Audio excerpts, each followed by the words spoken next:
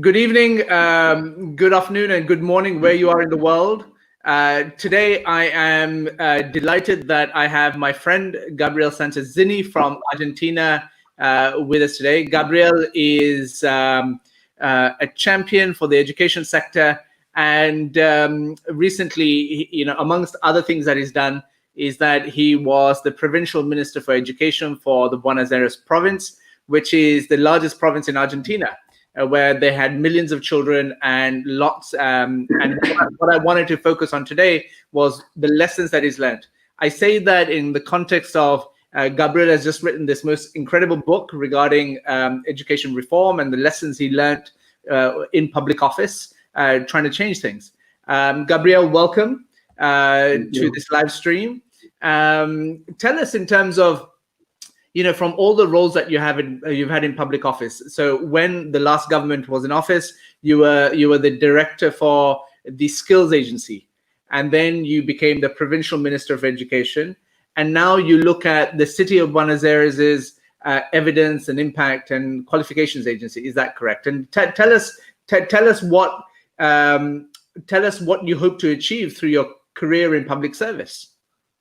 Thank you, Vikas. Thank you so much for this opportunity to talk to you and talk to your audience. I'm very glad to be here. I'm speaking from Buenos Aires, Argentina, and in the last years of my whole career, I have been trying to add to the conversation on how we can transform education, or how can we make better lives through education and through social mobility in Latin America. And in the last years, I have the opportunity to work at the national level, as you are seeing, as the entity that regulates technical and vocational training in Argentina.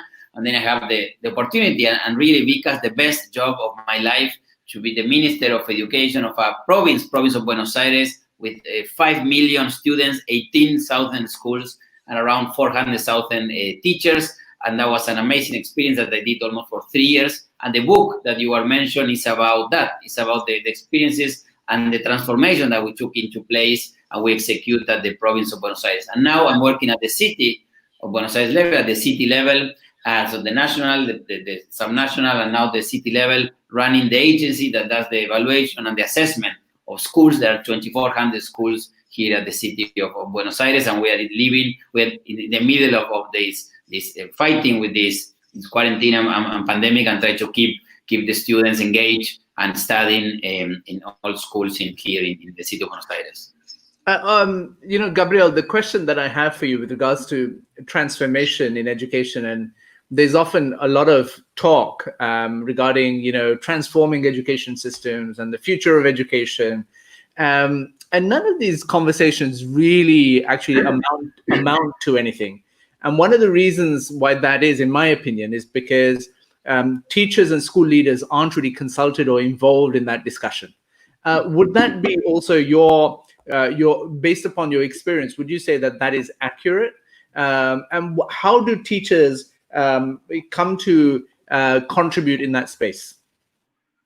I think you raise a very good point, Vikas, and actually we spend a chapter and a few comments along the book about that, how important it is when you want to reform, to be close to the school community, to be close to the education system, because sometimes the reforms are being made in offices that are very far away from schools. When we were at the ministry, we visited one school a day. Myself and my whole team had to visit schools every day, every week. And in my case, I was visiting schools every day for many reasons. Because you learn from principals, you learn from teachers what is not working and what is working. You learn if the public policies, the education policies that you push are working at the school level. You also check where are the places that public policy and resources are needed the most. And also that's your team. And sometimes we think that the teams is the people that we bring along to work with us, and the team is the teachers. The most important team in education reform idea is teachers, and we had more than 400,000 in the province of Buenos Aires. Even though I couldn't meet all of them, but it was very important to me to meet them, for me to meet them every day and learn from them and engage them in the reforms that we were taking into place. I mean, so what you say to me about visiting schools on a daily basis or a weekly basis, surely that's not a unique thing to you. All ministers must do that, right? I think so. Actually, I visited 3 schools today here at the city of Buenos Aires because we were delivering food to families, and I visit them. I check with them how they were going. I think that's key for everyone that wanna change education. It has to be involved with the community, involved with the schools, and learn from principals and teachers. I agree. So why do you think that we haven't seen the transformation that so many people speak about if policymakers at the highest level are visiting schools and speaking to teachers? I think in the education, we have a lot of conversation about what we should do. We should invest more. We should, do more teacher training. We should, fix schools, infrastructure of schools. We should connect them to internet. It's a lot of what we should do, and I think that we're very clear of what we should do. There's not that much of debate about how you do it.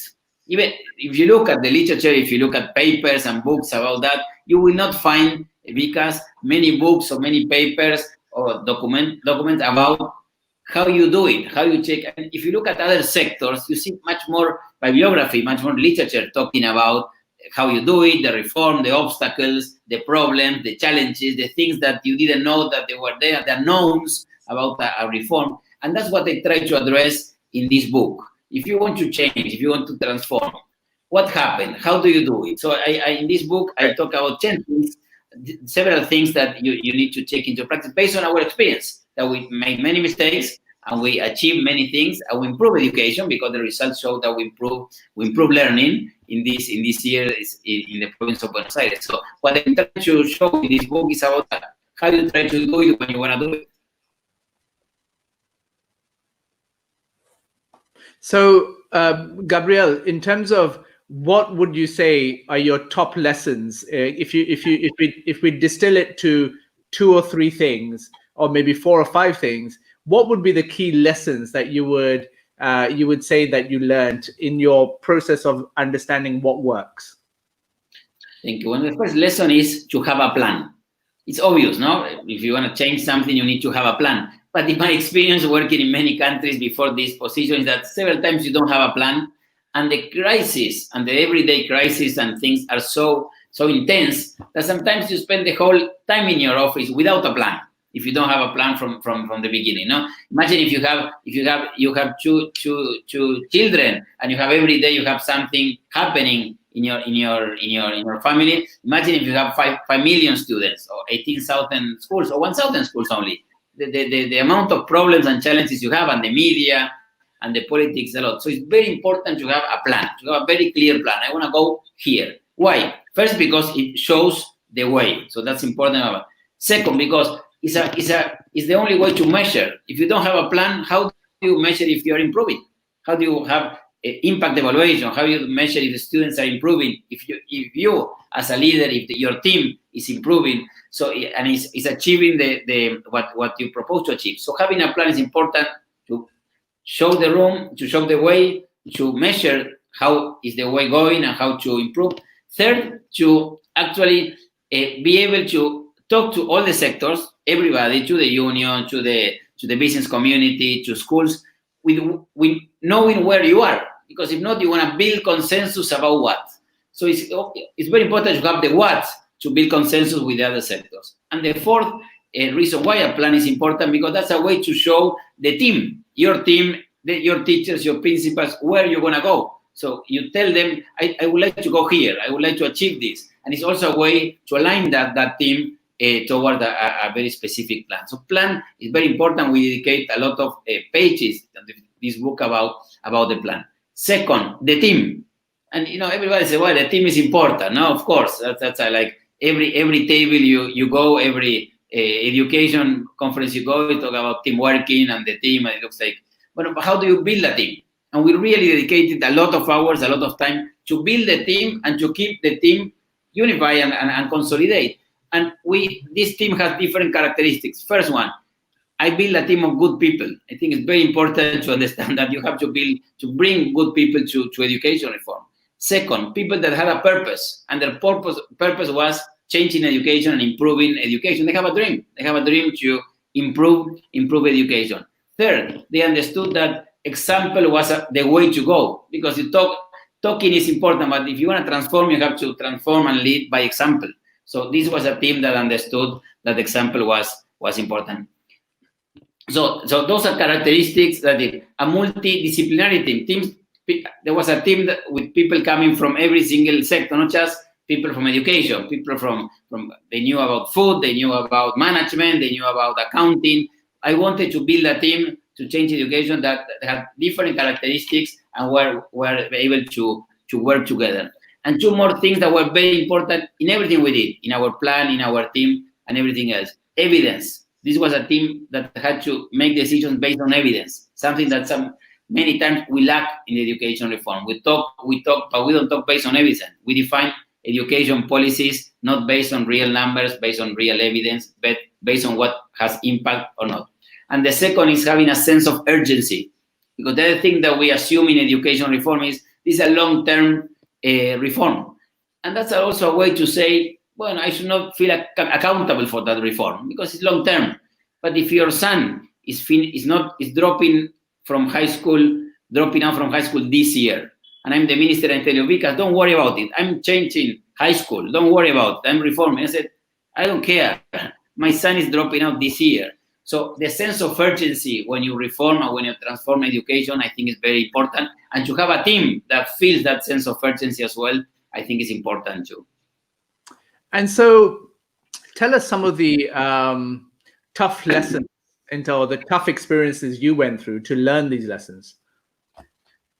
Well, first, because I have been working before in other government positions at the private sector as well, and some think tanks, I understood that this was key to do it. And I were part of other intents of reforms that didn't have enough, the good team didn't have enough evidence, didn't have a clear plan, and they failed.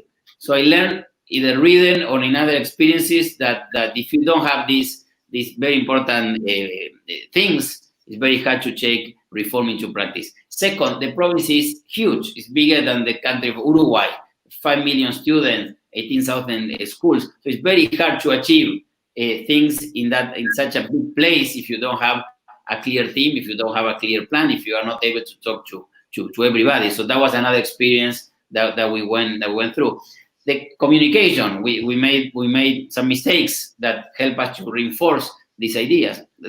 We wanted to engage the whole system, and many times we wanted to engage, we wanted to communicate reforms, and sometimes the unions or some people that didn't have good intentions was spreading something totally different from what we were saying, and that put us in problem with the education system. So we made some mistakes doing that. So we reinforced our team and the way to use communication also as a management tool, not just as a way to do politics, as many people that are in politics do, or in public policy, but as a way to manage a system as well. And for us, that was very important. We understood that technology, Vikas, was key as well for this reform. In such a big system, if you don't improve the way that schools and the ministry communicates through technology, was very difficult. So we digitalized many of the processes between the ministry and the schools that are still in place and being much used during the quarantine as well, during the lockdowns as well, no?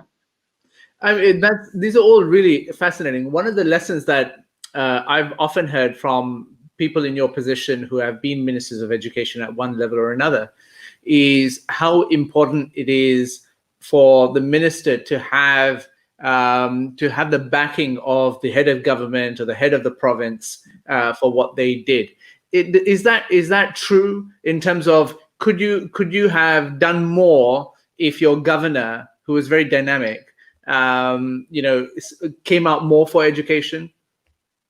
I think that she came all the way for education. I mean, what Maria Eugenia Vidal, the governor of the province, a young lady that became governor 4 years ago and did an amazing job. She put education as a priority, and all the things that we were able to achieve, and all the things and I dedicate the book as well to her, because she really set education as a priority as probably was never before in the province of Buenos Aires, and she put the resources and the priority and her political capital behind these reforms that we were able to check into place in.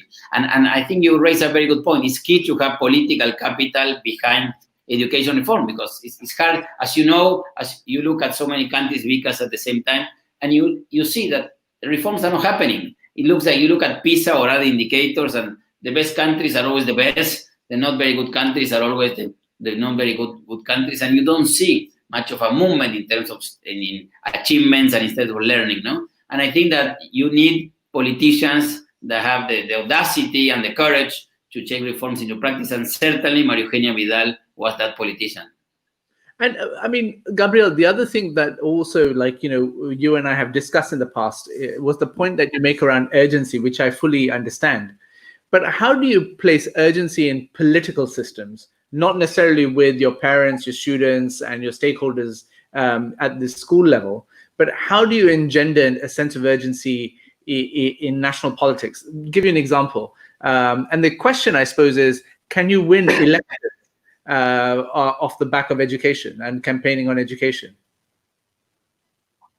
You raise a very good point. It's hard to improve education when you have when it generates so much sometimes debate and many times crisis, and there are many conservative institutions at the education sector that don't want to change. So it's hard to move change.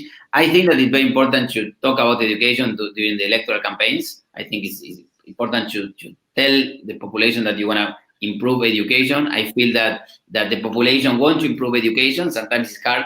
I think that many times the politicians don't do a good job to communicate what they want to do. I think that the governor did a very good job communicating and telling everybody what you want to do. Not just everybody as the audience, as the public, but also the politicians, the members of the provincial Congress, the members of the provincial Senate, the different mayors. There are 135 mayors at the province of Buenos Aires, the municipalities, and we had a very good conversation. We understood that having an alliance with them and making them understand what we wanted to do, it was key, because we send a lot of resources to the mayor to infrastructure for schools, or to food for schools, or to lunches at schools. So we understood that they were very important partners for us to take education reform into practice. And I think that the governor understood that and made that political connections and relationship to try to align the whole political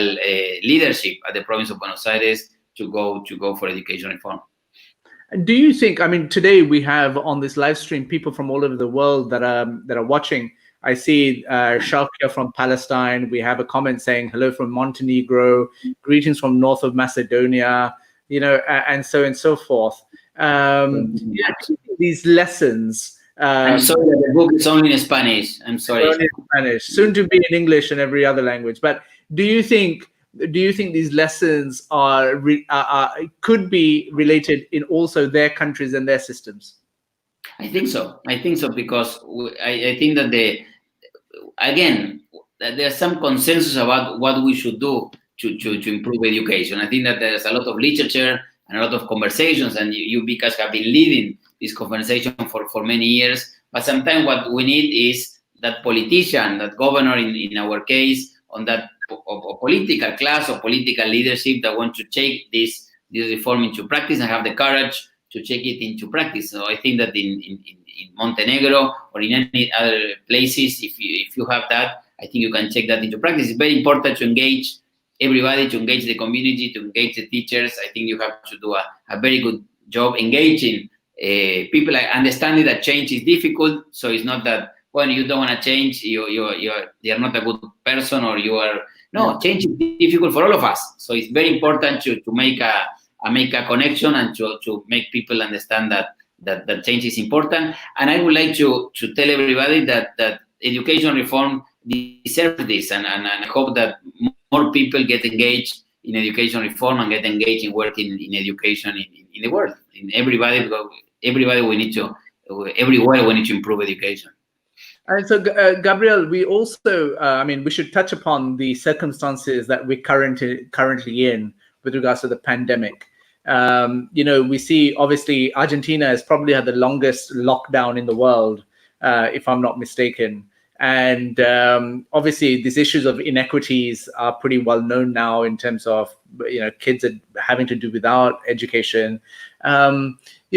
There's a big question around the use of technology, and you have examples from your neighboring Uruguay and how their Plan Cibal has done great stuff. I'd be interested from your perspective as a policymaker and a legislator. How do you see the adoption of technology in these times, and what is your forecast for what comes next in education systems? Well, I see, because that there are some changes already happening at the education systems that I think that even though this is a tragic pandemic, as you were seeing and as you were saying, and it's sad what we are going through, I think that there are some changes happening that might be positive to accelerate education reform. The first one is what you just mentioned, is education inequities and vulnerabilities are more evident, much more than before, because if you don't have an internet connection, or if your parents cannot help you, or if you don't live in a place where they can encourage you to get online, it's very hard to keep studying.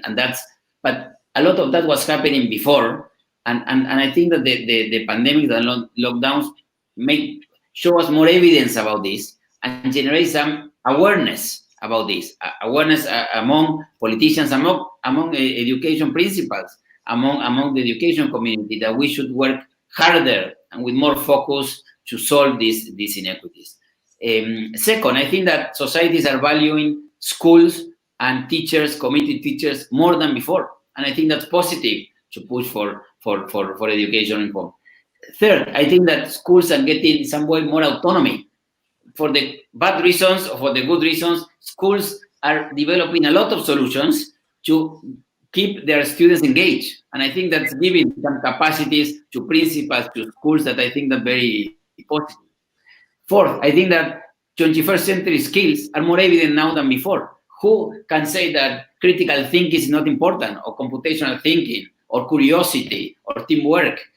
Of course, we knew this, but now we are living that, or adapting to change. We are living those 21st century skills. So it was an intellectual debate. We all agree about that, but still, in many curriculums, you didn't have them. In many teacher training centers, you didn't have them. In many universities, you didn't have those skills. I think that that's more obvious as well. And the fifth change I'm seeing at the education level, education system happening already, because the schools are doing these changes and the parents, are the new role of parents. I mean, everybody's at homeschooling. Parents are being educated about their children's education, because sometimes we send our kids to schools and we don't really know what they do in school, and we don't know. And I think that there's a new way of the parents are becoming more demanding in a good sense, understanding education, getting more involved, getting better partnership with teachers and help teachers. And if I think we from government, from multilateral organizations, from civil society, we can base on these changes that are already happening. I think we can accelerate the improvement of education after the lockdowns. Fantastic. Gabriel, as a parting note, to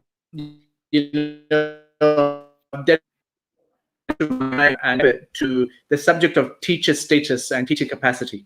The last question I have for you is, how do we improve the status of teachers? How do you improve what? Sorry, can you repeat that? The status of teachers.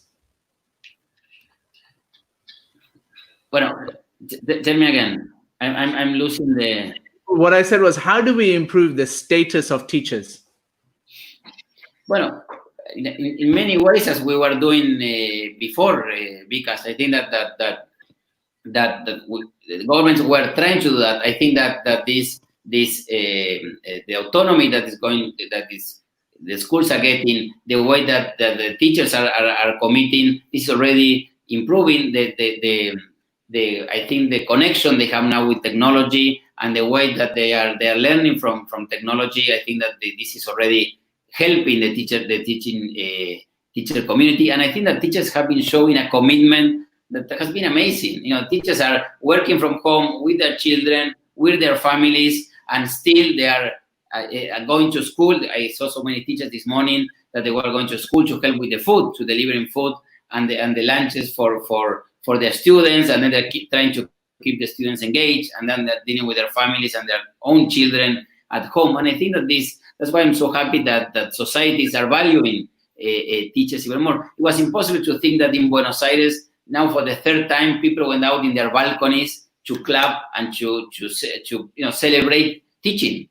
That was something impossible to think probably 1 year ago. And this happened already in 3 months, 3 times, for nurses, for medical doctors, and for teachers. And I think that's very good. And usually it's a good connection.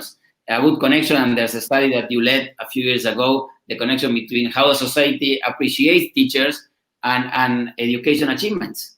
And we see that there's a correlation there, very global. And I think that helping to accelerate education reform and education attainment.